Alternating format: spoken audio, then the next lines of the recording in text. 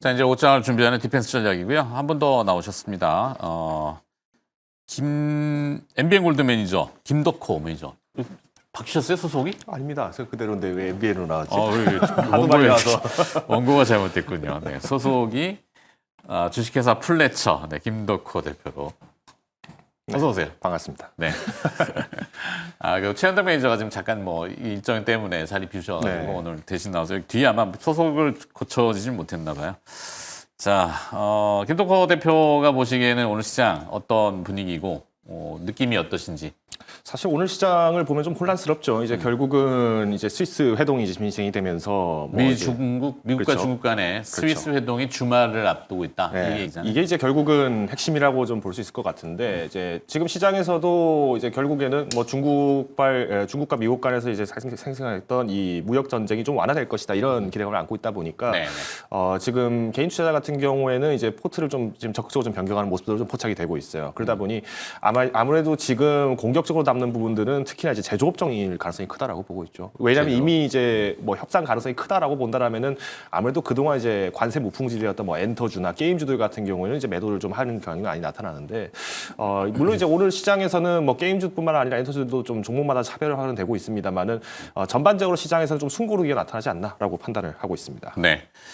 자, 일단 나온 재료는 뭐 아직 밝혀진 건 없지만 미국과 중국 간의 통상 교섭 관세를 포함해서 협상 2인자들끼리지만 스위스에서 예정이 돼 있다고 하고 뭐 트럼프 대통령은 그게 잘 되면은 시진핑 주석하고도 통화할 수 있어라고 또 너스레를 떠셨고 근데 이제 그걸 모르니까 국내에서는 어찌 될지 몰라서 조금 주말 앞둔 불안감에 방향을 잡지 못하고 있고 근데 지금 또 최근에 보면 어제인가요? 이제 비트코인 가상화폐가 뭐 비트코인 얼마 올라왔지? 10만 달러 회복했나 봐요. 네, 넘었습니다. 넘었어요. 네. 그러면 이 비트코인도 강세고 달러도 강세란 말이에요. 그러면은 비트코인 이게 달러 베이스로 달러를 사서 비트코인으로 또 가나?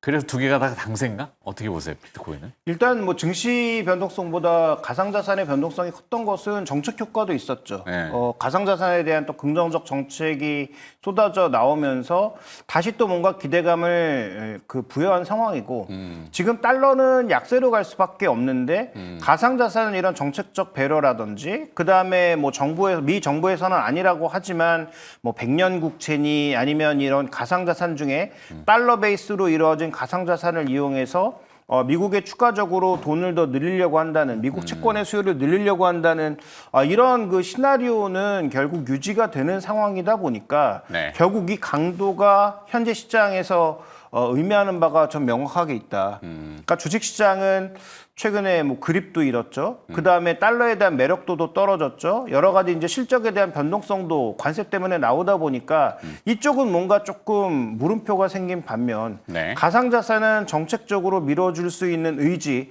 달러가 약세로 갔을 때 오히려 이쪽이 더 움직일 수 있을 거라는 그런 기대감 자체가 반영되고 있는 중이다라고 말씀드릴 수 있는데요. 다만 이제 전략적으로는 저도 약간의 이제 가상자산을 가지고는 있지만 가상자산을 살려고 하는 핵심 포인트는 아니요. 저는 비트코인처럼 비싼 건 사지 못하고 네. 그래도 이제 달러 베이스 중에 하나를 조금씩 이제 사고 있는데 그렇죠. 그걸 사고 있는 핵심 포인트는 결국은 가상자산도 전체 자산 중에서 하나의 포트폴리오 일부로 들어간다. 그럼 그 정도의 비중을 사야 되는데 그것을 사는 핵심 포인트는 달러가 약세로 가더라도 이쪽으로 일부의 자금 유입이 분명히 존재한다.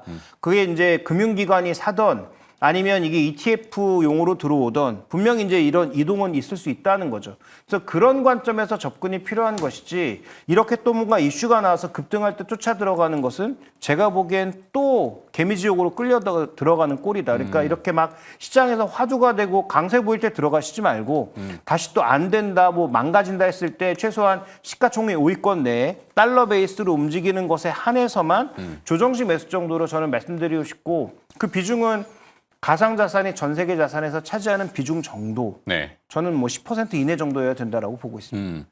중국도 그동안 이제 그 가상화폐, 가상자산에 대한 채굴을 금지했다가 이거를 살짝 또 열어주는 듯한 이게 또 미국과 중국 간에 뭔가 또 얘기가 있었나? 거기에 동시다발적으로 우리나라에서도 대권 주자들이 이제 디지털 자산에 대한 논의들 뭐 하잖아요. 네. 뭐 대세가 그러니까 뭐 전혀 피해가기는 어렵고 그렇다고 뭐 디지털 화폐나 자산을 완전히 무시하기도 그렇고 그냥 조그만 정도? 참 어조그만 정도가 어느 정도인지 저도 잘 모르겠지만 필요성은 좀 있는데 이제 풍선 효과처럼 이런 거 있잖아요. 뭐 그쪽으로 돈이 쏠다 보면은 주식에서 돈이 빠져나가고 또 글로 가는 거 아니야? 이렇게 그때. 일단 중국이 지금 가상화폐 쪽을 이제 승인을 하겠다라고 얘기를 한 거는 그러니까 네. 정확히는 비트코인이 아니라 그러니까 이제 흔히 말하는 그러니까 가상화폐 대표 주자라고 하는 뭐 비트코인 이런 대중성이 있는 코인이 아니라 네. 음지에 있는 코인들도 용인을 하겠다는 얘기예요. 알트코인 같은 그렇죠. 것들? 근데 이게 어떤 효과가 나올까요? 당연히 시장 교란 효과가 굉장히 커지겠죠. 제가 일단 가상화폐주 관련해서 좀 얘기를 하나 해드릴게요. 혹시 제가 지금 얘기하는 단어를 알아들으시는 분이라면 조금 뭐 틱톡이나 아니면 유튜브 쇼츠에 좀 이렇게 뜨는 것들 보신 분도 있을 건데 뭐 네. 트랄랄렐로 트랄랄랄라 그다음에 bombardier 크로코딜로 그다음에 퉁퉁퉁퉁퉁퉁 사우르 이거 혹시 아시는 분들이 있으면 모르겠어요. 들어는 본 것 같아요. 들어는 본 것 같죠. 무슨 근데 이게 말인지는 잘 몰랐어요. 자 이게 그림을 검색해 보면 되게 말도 안 되는 이상한 그림이 뜨는데 밈 그렇죠. 밈이죠. 말 그대로 밈화된 건데 사실은 이 밈화되어 있는 쇼츠가 왜 계속 나왔냐? 이 어부신 전략입니다. 제가 지금 화면에 띄워놓은 게 아까 제가 언급했던 이 트랄랄렐로 트랄랄라라고 하는 이 코인인데 네. 코인이 먼저 발행이 됐어요. 코인이 먼저 발행이 되고 그 다음에 이 밈을 띄워서 어뷰징을 시킨 다음에 주가를 17,000%나 지금 띄워올린 상황입니다.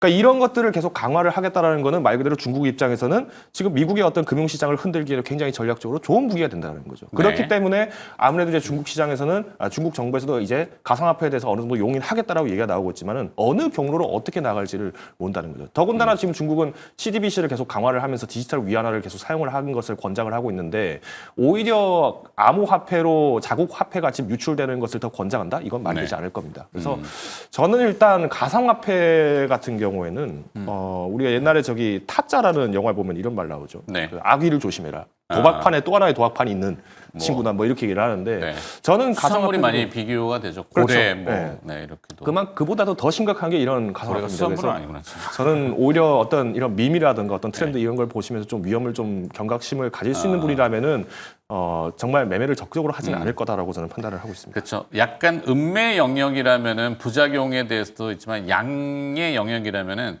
뭐 자본의 활성화 중국도 보면은 지금 뭐 사실 돈이 없다라는 개념보다는 돈이 자꾸 숨어버리고 유통이 안 되고 할 때 이제 뭔가 경기가 위축되잖아요.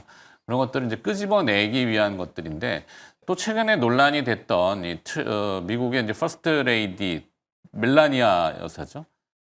트럼프 여기에 또 밈코인 발행해가지고 뭐 부자들이 갑자기 거기에 들어가고 단 몇 시간 만에 뭐 수조 달러까지는 모르겠지만 많이 벌었다고 하던데 뭡니까? 근데 이제 그런 요인들이나 뭐 알트코인은 저도 솔직히 잘 모르겠고 미래도 모르겠고 그다음에 단기 트레이딩 자체가 워낙 어려우니까 뭐 그렇게 급등한 만큼 또 단숨에 하루 만에 급락할 가능성도 높은 거 아니겠습니까? 그래서 제가 말씀드리는 것은 적어도 시총이 뭐 100조 이상 정도는 되는 그러니까 적어도 5위권 내 정도 들어오고 그다음에 달러 베이스로 움직일 수 있는 아주 큰 코인들에 한해서 정도 저는 뭐 트레이딩보다는 투자 관점에서 좀 관심이 필요하지 않나. 그래서 지금 뭐 JP모건이나 이런 쪽에서 지속적으로 매수를 하고 있는 일부 코인 정도에 한해서 그러니까 제가 생각하는 건 아마 솔라나 아래 정도는 아마 관심을 가지시면 좀 안 될 것 같고 적어도 한 뭐 4, 5위권 안에 들어가는 솔라나 정도까지가 아마 한계의 마지노선이 아닌가라고 보고 있기 때문에 그 정도 안에서는 내가 감당할 수 있는 범위 내에서 좀 투자가 가능하지 않을까 좀 이렇게 보고 있고요. 그다음에 네. 아까 이제 말씀해 주셨던 트럼프 가족의 이런 그 코인 관련된 이슈는 제가 보기엔 아마 시간이 좀 중간선거 지나면? 전까지는 계속 나올 것 같습니다. 그래서 중간선거 때 예를 들어 뭐 선거에 진다든지 하면 아마 쑥 들어갈 것 같은데 아마 그 이전까지는 계속 나올 거라서 이거 관련돼서 뭐 잘 트레이딩을 하신다면 뭐 큰 이익을 낼 수도 있을 것 같지만 네. 우리가 이제 시장 메이킹을 하는 게 아니기 때문에 소위 이제 쫓아가는 입장에서 그와 관련된 매매를 하는 것 자체가 제가 보기엔 너무 어려울 것 같습니다. 네.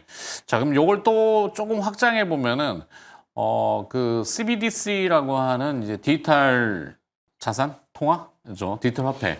뭐 우리 한국은행도 지금 시범적으로 시행을 하고 있고 그다음에 또 이제 대선 주자 중에 이제 지역 화폐 얘기를 하면서 이것도 사실은 뭐 일각에서는 말들이 많죠. 뭐 근데 하지만 제가 봤을 때는 뭐 신용의 일종의 창출이라는 측면에서는 양성적인 효과가 있을 거다 이렇게도 보는데 하여튼 CBDC 그다음에 STO라고 하는 요즘 뭐 용어들이 많아요. 조각 투자 그런 것들도 어떤 연관성으로 우리가 주식시장에 투영해 볼 수 있을까요? 일단 저는 CDBC랑 STO를 이거를 혼동을 하시면 안 된다라고 말씀을 드리고 싶어요. 말 그대로 CDBC는 중앙은행에서 발행을 하는 디지털 화폐입니다. 그만큼 이제 중앙정부의 어떤 통제력을 강화를 하겠다. 그래서 우리가 흔히 말하는 음지에 있는 어떤 자금들을 다시 이제 양지로 끌어들이겠다는 전략이 되는 건데 네. 뭐 어떻게 보면은 과거에 이제 박정희 대통령이 이제 시행했던 이제 화폐 개혁과 비슷한 모습이라고 보시면 될 것 같습니다. 그만큼 이제 우리나라 시장이 자본 규모가 커지면서 그만큼 은닉된 자금들도 굉장히 많이 문제가 되고 있고 더군다나 우리나라에서도 이제 어떤 외화 유출이라든가 이런 문제들이 굉장히 많이 적발이 되고 있기 때문에 어차피 우리가 이제 CBDC를 무시할 수는 없다라는 것은 아마 다들 공감을 하실 거예요. 그러면 여기서 우리가 주목해야 될 것은 이 CBDC를 비롯해서 사업이 확장이 된다라고 했을 때 가장 먼저 주목을 받아야 될 사업은 저는 보안 사업이라고 보고 있습니다. 이미 북한 같은 경우에는 뭐 비트코인뿐만 아니라 굉장히 많은 화폐들을 계속 이제 해킹을 시도를 하고 있죠. 뭐 실제로 그 해킹 시도가 또 성공이 된 적도 굉장히 많았고요. 그러면 오히려 중앙에서 발행하는 이런 은행 자금이라고 한다면은 여기 오히려 북한이 공격을 할 가능성이 굉장히 크다라고 보고 있습니다. 뭐 네. 최근에 SKT가 엄청나게 지금 공격을 받고 있는데 뭐 저는 SK텔레콤만의 문제는 아니라고 보고 있어요. 지금 전반적으로 모든 기업들이 엄청난 공격을 받고 있는데 하필 터진 게 SK텔레콤이었다는 것 정도지 그만큼 우리가 향후에 어떤 디지털 화폐에 대한 통용 가능성을 좀 주목을 해본다면은 보안주들을 좀 더 살펴봐야 되지 않나라는 게 제 의견입니다. 뭐로? 보안주들을 종점으로 보셔야 된다. 연관지어서. 네, 그렇죠. 그렇죠. 하여튼 뭐 CBDC 용어는 어렵지만 뭐 예전에 이제 금태환 제도가 뭐 통화를 발행하려면 그만큼 동일한 금을 저장해 놨다가 이렇게 했는데 그걸 풀어버렸잖아요. 브레튼 우즈 체제에서. 그러면서 이제 신용화폐로서 되면서 막 이게 이제 레버리지 효과가 나듯이 CBDC도 이제는 화폐 찍어내는 실물 화폐보다는 수치화하는 거잖아요. 뭐 한국은행이 물론 저기 하지만 그러니까 약간 뭔가 이게 아까 저희 첫 번째 타이틀 오프닝이 쩐의 전쟁 시리즈 다시 또 나온다 이렇게 됐거든요. 국부펀드 막 얘기하고 뭐 뭔가 좀 그런 느낌이 좀 들어서 김종희 의사가 보시기엔 좀 어때요? 일단 이거 가상자산과도 구분을 해야죠. CBDC는 말 그대로 지금 우리가 쓰고 있는 통화 개념에서 얘기를 하는 거고 처음에 이제 가상화폐 나왔을 때 이거 통화 아니냐라고 했다가 이제 통화가 거의 아니다라는 쪽으로 기울어지고 있는 상황. 이거 그냥 하나의 자산이다. 네. 근데 이제 가치 저장의 수단이지 유통하는 수단은 아직은 미진하다. 그렇죠. 그렇게 갈 가능성이 좀 낮아 보이고 그다음에 CBDC가 만약에 활성화된다면 더 이제 이 부분에 있어서는 통화로서의 가치보다는 가치 저장의 수단이거나 가치 비교의 수단이 될 수 있겠죠. 그래서 네. 이것도 구분을 하셔야 되고 그러니까 CBDC 관점에서 보면 또 하나 이제 금융실명제가 될 수는 있겠죠. 네. 지금은 돈이 그러니까 에만이 많이 이제 나왔는데 시장에 풀렸는데 실제로 이 에만이 얼마만큼 시장에 유통되고 있는지 그 유통 속도가 신용 때문에 많이 유통되고 있는 것처럼 보이지만 그게 회전 속도 때문에 많이 유통되고 있는 것으로 보이는 거지 어디 이렇게 숨어 있는 것들을 찾아내기가 어렵잖아요. 네. 근데 이걸 예를 들어서 억지로 다 끄집어내서 전부 CBDC로 바꾼다고 하면 숨어있는 돈들이 결국은 다 튀어나올 수밖에 없죠. 물론 그 과정에서 나타날 수 있는 여러 가지 혼란들, 인플레이션 이런 것들을 또 어떻게 또 조율할지는 또 정부의 몫이겠습니다만 네. 이렇게 해서 소위 이제 돈의 추적 장치를 달아놓는 그런 과정으로 가는 것은 제가 보기 뭐 미래 사회에선 피해갈 수 없는 흐름이 아닌가라고 보고 있고요. 네. 그게 또 하나 이제 경제에 있어서 지하 경제를 수면 위로 끌어올리는 하나의 모멘텀이 될 수 있다. 지금의 어떻게 보면 가상화폐는 오히려 지하 경제를 활성화시키는 데 일부 역할을 했지만 네. CBDC가 정말로 이루어진다면 저는 뭐 지하 경제를 끌어올리는 하나의 이제 지표가 될 수 있다. 좀 이렇게 봐야 될 것 같습니다. 네. 자, 그다음에 이 블록체인 뭐 디지털 화폐, 디지털 자산과 또 연관이 되는 거는 게임 분야일 수도 있잖아요. 게임주들은 요즘 뭐 주가 뭐 전혀 잊혀지고 있는 어떨까요? 뭐 일단 게임주 같은 경우에는 제가 뭐 어제 블라인드에서도 제가 말씀드렸습니다만은 개별 기업들의 어떤 실적이나 모멘텀들이 굉장히 중요하고 특히 네. 이제 신작이 나왔다라고 해서 마냥 올라가지는 않습니다. 아. 그리고 더군다나 지금 한한령 해제에 대한 기대감이 나오고는 있습니다만은 게임주가 왜 못 올라가고 있느냐? 실제로 사드 논란이 터졌던 이제 과거에 2018년 이후부터 18년, 19년도부터 해서 사드 논란이 터지면서 어떤 한한령이 이제 굉장히 강화됐을 때 중국이 한국 게임에 대해서의 어떤 수입에 대해서 이제 제재를 굉장히 많이 가했습니다. 그런데 이때 제재 게임을 직접적으로 들여오는 거는 이제 오히려 제재를 강화를 했으면서도 오히려 한국 게임사들을 찾아가서 지적재산권, 그러니까 IP 사업을 육성하는 방법에 대해서 노하우를 굉장히 많이 가져왔습니다. 그 결과가 어떻게 됐느냐? 작년에 게임 대작이 누가 나왔죠? 50 검은 신화가 대상을 받았습니다. 네. 그러니까 이런 결과들이 나오는 것은 어떻게 보면 유출이라는 겁니다. 그래서 게임주들이 지금 실적 평가가 사실은 전반적으로 좋은 상황은 아니에요. 그러니까 그만큼 우리가 이제 과거에 게임이 잘 만들었던 한국이 게임 강국이라고 얘기를 하는 것도 이런 어떤 IP 활용을 굉장히 적극적으로 했던 기업들 같은 경우에는 기대가 커집니다. 어떻게 보면은 넷마블이 이번에 좋은 실적이 나왔던 것도 나홀랩 시리즈가 굉장히 좀 잘 됐었죠. 나홀랩이 굉장히 좋은 성과를 보이면서 지금 주가가 실적이 많이 올라갔다 이게 나오는데 뭐 넥슨 게임즈도 마찬가지입니다. 뭐 이번에 신작 나왔던 마비노기 모바일이 생각보다 넥슨이 정말 과거에 돈에 미쳐서 정말 과금만 유도를 했었던 그런 기업이 아니라 정말 유저들의 뭔가 마음을 좀 잘 잡는 IP를 좀 잘 활용했다라는 호평을 받고 있어요. 그래서 이런 사업으로 간다라고 했을 때는 우리가 게임은 정말 게임주 자체에 대한 어떤 실적 부분을 충분히 보셔야 한다 말씀드리고 싶고요. 네. 제가 게임주 투자할 때 항상 경고를 드리는 게 그 게임을 안 해봤는데 그 게임주를 투자하는 건 굉장히 위험하다고 제가 말씀을 많이 드려요. 대표적인 게 제가 위메이드였습니다. 네. 작년에 나이트크로우 나왔을 때 제가 그 게임 해보고 나서 주가 8만 원 넘어가고 이런 난리가 났을 때도 제가 이 게임 해봤는데 이거 못 버팁니다. 빨리 전략 매도하세요라고 제가 아마 주상전화 때인가 아마 얘기를 했었던 기억이 나요. 네. 그리고 위믹스가 지금 이번에 상장 폐지가 됐다라고 하는데 이 문제 이미 알고 있었습니다. 누차 말씀드렸어요. 그래서 제가 그때도 말씀드렸지만은 만약 위메이드를 투자를 하겠다라고 하면은 비트코인 나올 때 그냥 팔고 도망가는 먹튀 종목이다. 제가 이렇게까지 타이틀을 자극적으로 얘기를 하면서 말씀을 드렸어요. 네. 그러니까 우리가 앞으로 우리가 게임주를 본다라고 하면은 나 게임 잘 안 한다라고 하면은 차라리 다른 섹터 보십시오. 엔터주 정말 좋은 엔터들 많고요. 게임주 말고도 투자할 거리가 지금은 너무도 많이 널려 있습니다. 그래서 저는 조금 투자자분들이 마냥 뭐 가상화폐다. 그래서 게임주가 갈 거다 이런 어거지 논리로만 접근하시는 것은 최대한 자제하시자 말씀을 드리겠습니다. 알겠습니다. 자, 시간이 다 된 관계로 전략으로 짧게 마무리해야 될 것 같습니다. 김정혜 이사님. 네, 저는 뭐 우리 시장에 대해서 여전히 좋게 보고 있는 편이고, 그 다음에 뭐 지금 시장에서 핵심 포인트가 좋은 가격에 있는 종목군들은 뭐 좋은 재료가 나타나면 올라갑니다. 반대로 카페24처럼 좋은 실적을 발표했지만 밸류 기준에서 조금 이렇게 높은 수준에 있었던 종목군들은 약간 미스했는데 주가가 오늘 급락한 코스닥 매도의 오늘 주범이 카페24인 거죠. 그러니까 지금 계속 말씀드리지만 좋은 가격에 있는 대형주에 대해서는 계속 매수 기회가 열려 있다라고 보고 있고, 아까 뭐 대표적으로 대한항공 같은 종목군들은 말씀을 드렸고, 개인적으로는 반도체 쪽의 종목군들도 여전히 좋은 가격이 있다면 뭐 삼성전자나 SK 하이닉스 같은 종목도 여전히 뭐 매수의 대상이다라고 보고 있기 때문에 저는 뭐 시장에 대한 긍정적 관점과 매수 관점을 계속 열어둬야 된다. 다만 뭐 속도는 좀 느릴 수 있지만 여전히 긍정적이다 이렇게 보고 있습니다. 좋습니다. 긍정적이다. 또 김덕호 대표의 종목을 선택할 때 그거에 대한 체험을 해보지 않고 섣불리 선택하지 마라. 이 두 가지가 오늘 포인트였던 것 같네요. 주식회사 플래처 김덕호 대표와 알파경제 김종효 이사로부터 오후장 디펜스 들어봤고요. 두 분 고맙습니다. 주말 잘 보내시고요. 저는 다음 주에 뵙겠습니다. 안녕.